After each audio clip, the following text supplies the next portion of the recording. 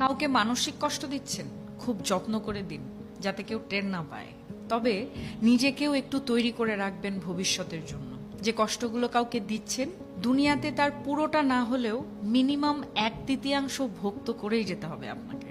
গোলাকার এই পৃথিবীতে আপনার দেয়া কষ্টগুলো ঘুরে ফিরে কিন্তু আপনার কাছে একদিন না একদিন ফেরত আসবে। আপনি নিজেই আত্ম অনুশোচনায় ভুগতে ভুগতে একটা সময় শেষ করে দেবেন নিজেকে, যা হয়তো আপনার সো কল্ড ইগোর জন্য ওই মানুষটার কাছে ক্ষমাও চাইতে পারবেন না। আমাদের সবার মনে রাখা উচিত, মানুষের দীর্ঘশ্বাস খুব খারাপ হয়, সামনে এগোতে গেলে শেকলের মতো পা জড়িয়ে টেনে ধরে। ভালো থাকুক আমাদের চারপাশের মানুষগুলো। ভালোবাসার মানুষ, ঘৃণার মানুষ, কাছের মানুষ, দূরের মানুষ সবাই ভালো থাকুক।